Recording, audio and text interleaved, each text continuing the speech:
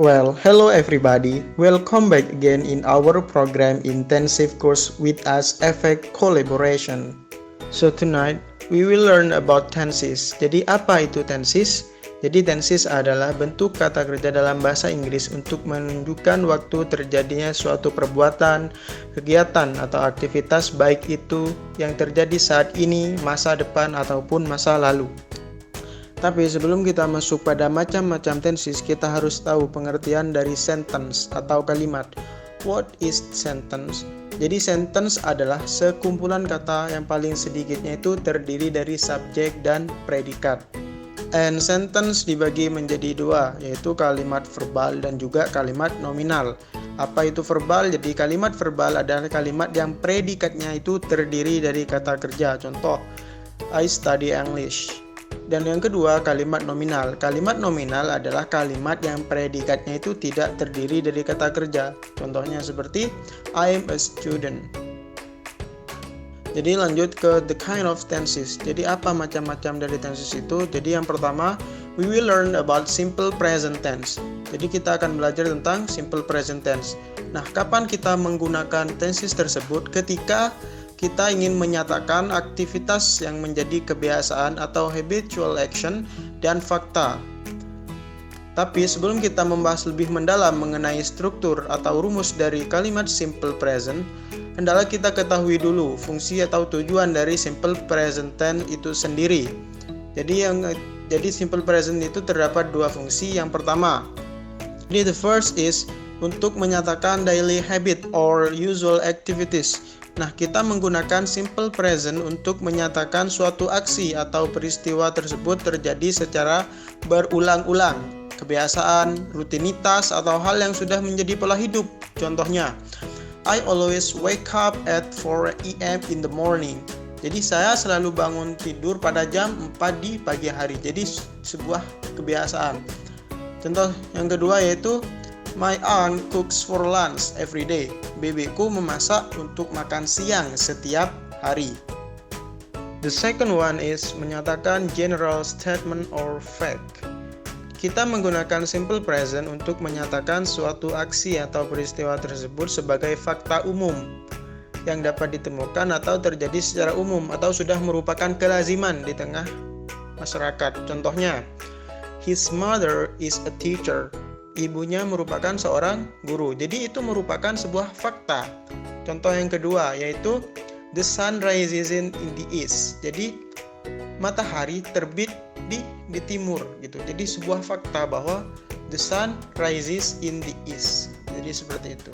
So we have learned about the using of present tense. Jadi tadi kita telah belajar tentang penggunaan tenses present tense itu sendiri. Nah, sekarang kita masuk ke pembahasan selanjutnya yaitu structure atau rumus dari simple present itu. Yaitu di sini ada dua rumus ya, yaitu ada yang verbal dan juga ada yang nominal. Nah, di rumus verbal di sini ada beberapa kalimat, yaitu terbagi menjadi tiga, yaitu kalimat positif, negatif, dan interrogatif. Kalimat positif di sini terdiri dari subject plus verb 1 plus s or es plus object. And negatif di sini ada subject plus do or does plus not and plus verb 1 and plus object.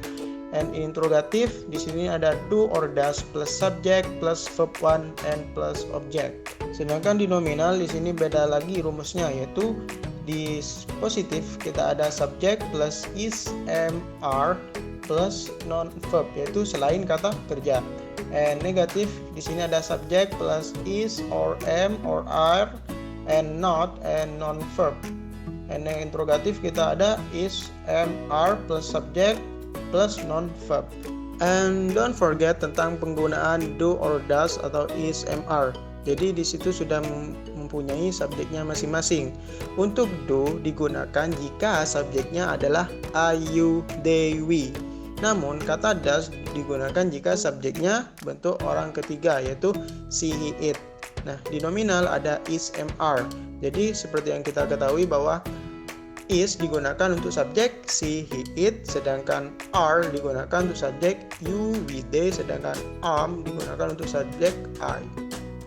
And don't forget also untuk orang yang ketiga tunggal tadi, kata kerjanya selalu mengalami perubahan, yaitu ditambah dengan s or es. Nah, kapan kita menggunakan es atau s? Nah, es digunakan pada kata kerja yang berakhiran huruf s, ch, sh, x, and o. Nah, itu biasanya disebut dengan huruf desis. Selain ini menggunakan akhiran s saja. Contohnya, she goes to school. Jadi yang asalnya go di sini ditambah es. Kenapa? Karena subjeknya she. Contoh yang kedua, he passes the exam. Nah, yang asalnya pass di sini ditambah es. Kenapa? Karena subjeknya ketiga tunggal. Nah, apabila selain berakhiran huruf tersebut, maka cuma ditambah s saja. Nah, apabila kata kerjanya itu berakhiran dengan huruf y dan sebelum y itu huruf konsonan, maka harus mengubah y-nya itu menjadi huruf is. Contohnya, fly. Jadi apabila bertemu dengan ketiga tunggal maka harus berubah menjadi is. Jadi ditambah is seperti he flies. Jadi dia laki-laki terbang. Jadi bukan he fly, tapi harus dirubah menjadi he flies. Dan juga apabila terdapat huruf vokal sebelum y-nya, maka itu tidak usah diubah-ubah, cukup ditambahkan s saja seperti Ahmad plays football. Jadi langsung saja ke contoh dari simple present tense. For example, di sini ada kalimat verbal, yaitu terdiri dari positif, negatif, dan interrogatif. Contoh, they buy a book. And interrogatif, di sini kita harus mendatangkan don't atau do not. Jadi bisa bilang they don't buy a book or they do not buy a book.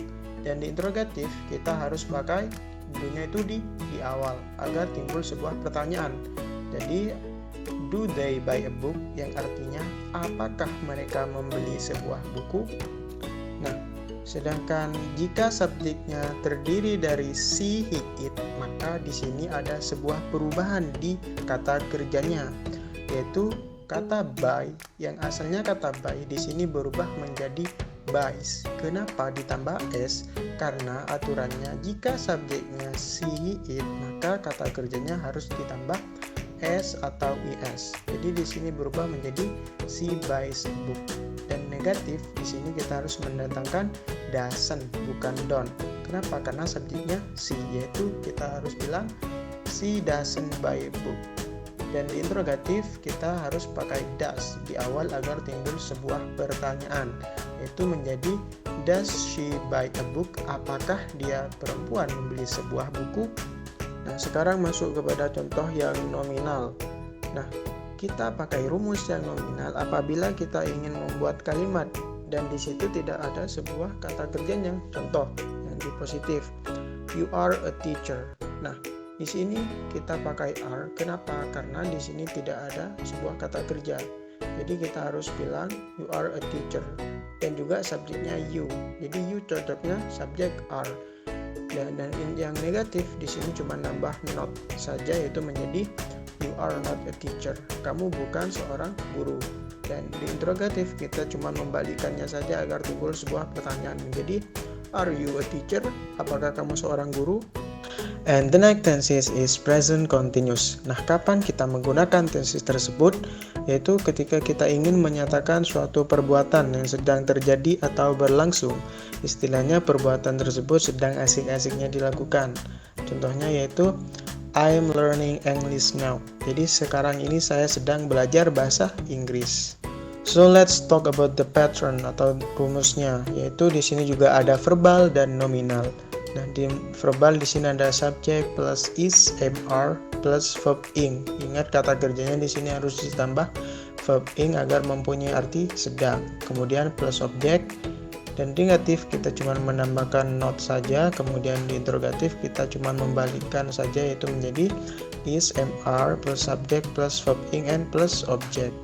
Nah, di nominal di sini kita memakainya apabila di kalimat tersebut tidak terdapat sebuah kata kerja. Ingat, selain kata kerja kita pakai rumus yang nominal. Jadi di sini ada subject plus is, mr. Nah, di sini kita harus menambahkan kata being dan juga plus non verb, yaitu selain kata kerja. Di negatif ada subject plus is, mr plus not, being dan non verb. Dan di interrogatif kita ada is MR plus subject plus being and plus non-verb. For example, they are learning English. Jadi mereka sedang belajar bahasa Inggris artinya. Dan di negatif kita cuma nambah not saja, itu menjadi they are not learning English. Di interrogatif agar timbul pertanyaan maka are-nya taruh di depan menjadi are they learning English? Apakah mereka sedang mempelajari bahasa Inggris? For example, di nominal yaitu seperti she is being at house, yang artinya dia perempuan sedang berada di rumah. Jadi di sini harus ada kata being agar mempunyai makna sedang. Kemudian di negatif ada she is not being at house, dia perempuan tidak sedang berada di rumah. Kemudian di interrogatif ada is she being at house, apakah dia perempuan sedang berada di rumah. Kemudian di sini juga ada adverb yang sering dipakai ketika kita memakai tenses present continuous, yaitu kita bisa menambahkannya, bisa di belakang dan juga bisa di depan. Contoh, I'm singing a song right now. Jadi saya sedang bernyanyi sekarang ini. Jadi seperti itu. And the next tenses is present perfect. Kapan kita menggunakan tenses ini? Yaitu digunakan ketika suatu aksi atau kejadian telah terjadi di masa lampau dalam waktu yang tidak spesifik atau tidak jelas. Contohnya, I've just eaten. Saya baru saja makan. Bisa diperhatikan kata baru saja. Baru saja merupakan keterangan waktu yang tidak jelas kapan suatu aktivitas atau kejadian itu terjadi. Itulah dia simple present perfect. Kemudian tense ini juga bisa digunakan ketika situasi atau peristiwa dimulai di masa lalu dan masih berlanjut hingga kini dengan menggunakan kata since atau for. Contohnya, I have lived in Madura since 2007. Jadi saya telah tinggal di Madura itu sejak 2007 dan saat ini saya masih tinggal di Madura. Jadi seperti itu. Dan di sini juga ada beberapa kata keterangan yang sering dipakai ketika kita menggunakan tenses present perfect. Nah, di sini ada already, ever, just, yet, for, and since. For example, I have visited your house. Jadi saya pernah mengunjungi rumahmu. And here is the pattern atau rumus. Jadi di sini ada plus di kalimat positif, yaitu ada subject plus have or has, and jangan lupa di sini harus memakai verb 3 and plus object. Di sini ada kata have dan has. Ingat baik-baik, have digunakan ketika subjeknya I, you, we, they. Sedangkan has itu digunakan ketika subjeknya she, he, it. Jangan lupa, oke? Kemudian di negatif ada subject plus have dan has, cuman ditambah not saja. Kemudian verb 3 lagi, kemudian plus object. Di kalimat interrogatif have dan has-nya itu ada di depan, kemudian baru subjek, kemudian verb 3, kemudian object. Kemudian di kalimat nominal di sini harus menambah kata been, yaitu menjadi subject plus have atau has, kemudian plus been plus non-verb, yaitu ketika kita ingin menggunakan selain kata kerja. Jadi kita harus pakai rumus yang nominal. Kemudian di negatif di sini cuma menambahkan not saja, kemudian di interrogatif sama, hanya membalikkan saja, yaitu have dan has-nya di depan, kemudian subject, kemudian non-verb. And don't forget what I have explained just now, that have itu digunakan untuk subject I, you, we, they. Kemudian has itu digunakan untuk subjek she, he, it. Well, let's make it clearly dengan beberapa contoh di bawah ini, yaitu you have seen the movie. Kamu sudah melihat film itu. Kemudian ketika merubah ke kalimat negatif cuma nambah not saja, yaitu menjadi you have not atau you haven't seen the movie. Kamu tidak telah menonton film. Kemudian untuk kalimat interrogatifnya yaitu menjadi have you seen the movie? Apakah kamu sudah melihat filmnya? Jadi seperti itu. So, perlu digarisbawahi di sini ada kata seen. Seen merupakan bentuk ketiga dari kata kerja see. Jadi see, saw, seen. Jadi bentuk pertamanya see, bentuk keduanya saw, bentuk ketiganya yaitu seen. Jadi present perfect ini harus memakai bentuk ketiganya.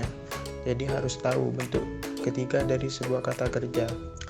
Contoh lainnya itu seperti she has finished her homework.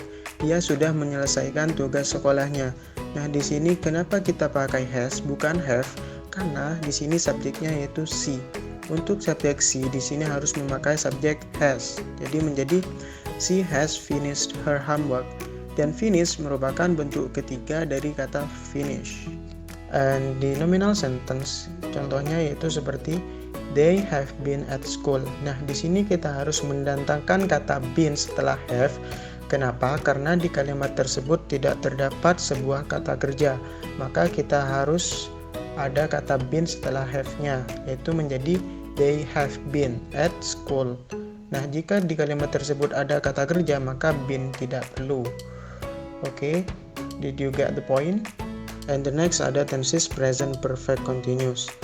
When will we use these tenses? Kapan kita menggunakan tenses tersebut? Yaitu ketika kita ingin mengekspresikan kegiatan yang dimulai pada masa lampau tetapi masih berlanjut sampai sekarang ini dan biasanya mempunyai sebuah durasi waktu tertentu. Contohnya seperti he has been working for 2 hours. Jadi dari tadi dia sedang bekerja dan sekarang dia masih bekerja, gitu pemahamannya. So let's talk about the pattern. Jadi sekarang kita bahas rumusnya, yaitu di sini ada subject plus have atau has plus been, dan di sini kita harus pakai verb ing karena di sini namanya present perfect continuous. Di sini ada kata continuous, yaitu kita harus pakai verb ing plus subject. Di negatif kita cuma nambah not saja sama, yaitu di interrogatif kita cuma memindahkan have atau has-nya di depan. Itu menjadi have atau has baru plus object plus been plus verb ing dan juga plus object. Dan di nominal di sini ada subject plus have dan has, dan kita harus ada been-nya lagi. Kemudian harus ada being untuk pengganti dari continuous, yaitu plus non verb. Di negatif kita cuma nambah not, di interrogatif kita cuma memindahkan kata have dan has-nya itu di. Dan di sini juga ada adverb atau kata keterangan, yaitu di sini ada for atau selama, since artinya sejak, and the whole day artinya sepanjang hari. Nah, jadi itu pemahaman dari beberapa tenses di atas kapan kita menggunakan tenses tersebut. So, for example, di kalimat verbal contohnya yaitu seperti you have been watching Harry Potter movie for 2 hours. Jadi, kamu telah sedang menonton film Harry Potter yaitu selama 2 jam. Dan sekarang kamu masih menonton gitu. Jadi, pemahamannya yaitu dari tadi kamu nonton film tersebut dan sampai sekarang kamu masih melakukan pekerjaan tersebut. Jadi dari tadi kamu nonton film dan sampai sekarang kamu masih menontonnya.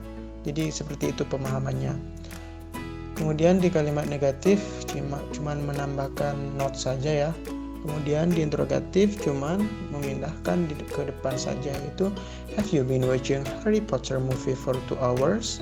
Apakah kamu telah sedang menonton film Harry Potter selama 2 jam? Jadi seperti itu. Did you get the point? Well, itulah beberapa penggunaan tenses dan juga rumus yang telah kita pelajari. Maybe that's all that I can explain in this meeting, and I hope it's very useful, and don't forget to practice your English skill.